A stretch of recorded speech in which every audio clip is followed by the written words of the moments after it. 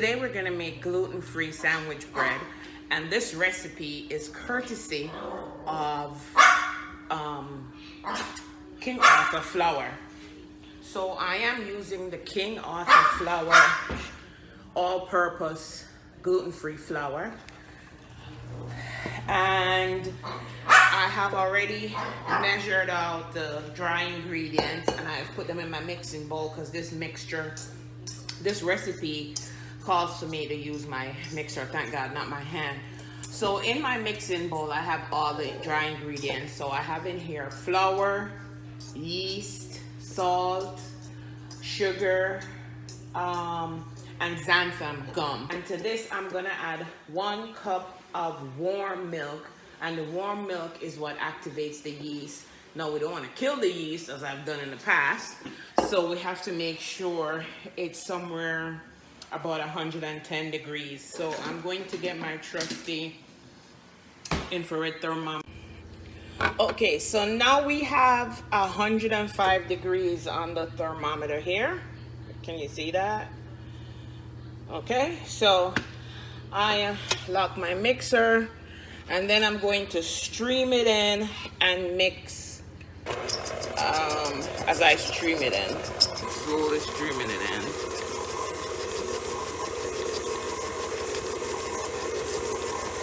Maybe I need to increase the speed of my mixer a tad bit. So now it's coming together nicely. Oh, I got attacked by the dough. So I'm supposed to add the butter and beat until thoroughly blended.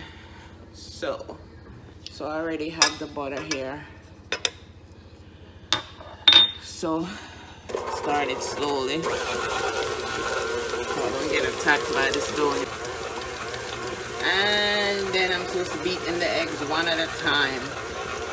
So I'm going to crack them into this bowl I have here on the side. 1 egg.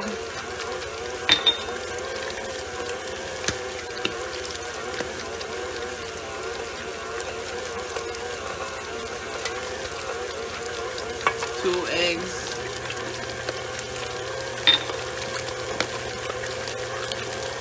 Okay, let's mix that in thoroughly. Okay, and the last egg is supposed to be 3 eggs.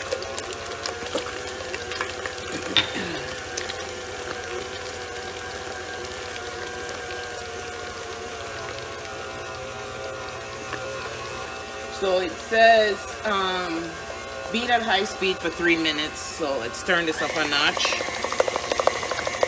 So we're gonna, oops, it's a piece of bread. I'm going to butter the pan. So I have a loaf pan here. It's like 8.5 by 4.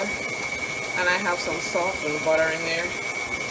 And I'm gonna butter my pan all the way up the top so the dough can slide on up the top of the pan when it rises easily.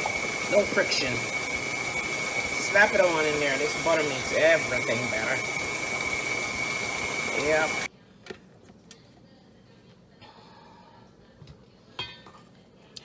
And scrape that down.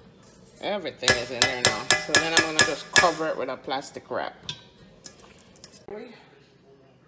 Here we have our dough covered in plastic wrap, and it has been rising, and I'm going to put it back in the microwave where I believe that's a nice warmish spot for it to be. You don't want it near a cold draft.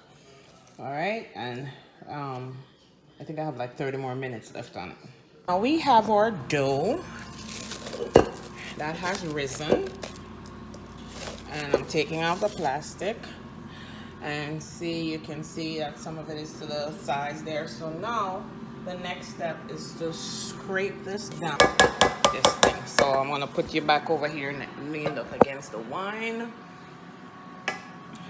Then we're gonna pour this into this pan here.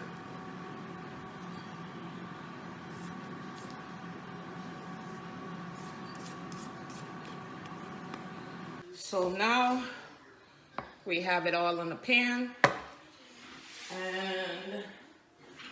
We're supposed to flatten this down in here.